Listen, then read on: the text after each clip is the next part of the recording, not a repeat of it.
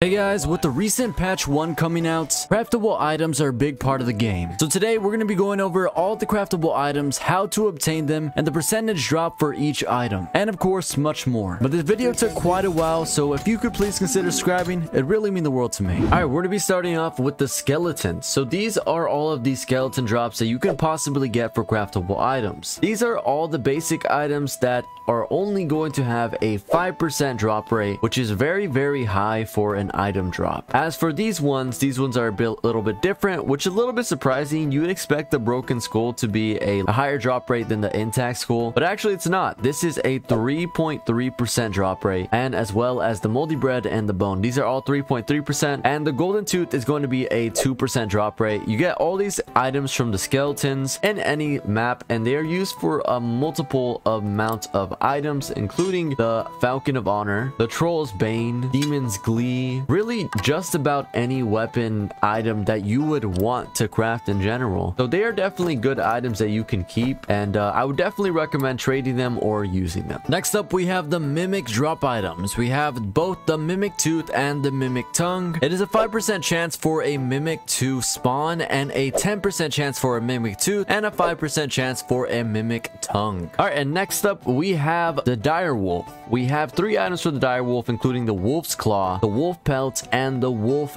Fang. All 3 of these items are going to have a 3.3% drop rate, and they're all going to be selling for a decent amount of money. The Wolf's Claw and Wolf Fang are going to sell for a little bit less. I think they're going to be selling for about 75 gold, maybe 50. I think the Wolf Fang goes for 50 gold, and the Wolf Pelt is selling for about 150 gold right now, which is a massive little chunk of money that you can get for just simply getting an easy drop, man. They're also used for some items, including the new gold coin bag, which is very awesome. You do need 4 wolf pelts though. And in terms of weapons, you need 5 wolf fangs to craft the Troll's Bane, or you can even use the wolf pelt on a tri-pelt doublets. All right, now the part that most of you guys have probably been waiting for, which is going to be the rare items. We first up have the Spider Silk, which is an item that I honestly do not know where to find. I had to buy this off the trade system because I didn't know how to get it, to be honest. So if you guys know, please let me know down in the section below. This is the only item that I could not find on the Darker and Darker wiki. Next up, we have the Rotten Fluids, which is obtained from the zombie, also known as the farting zombie, which is a pretty rare drop rate of 2%. I've only gotten one of these in my time of using it, but this item can actually be used to make a very amazing item, which is the Spear of Rots. You only need 2 Spear of Rots and 5 moldy bread to craft this item, and 50 gold. It's a really good deal other than the gold ingots. Next up, we have the Enchanted Dark Fabric, which comes from the Mage and is a 5% drop rate. I've only gotten one of these, which is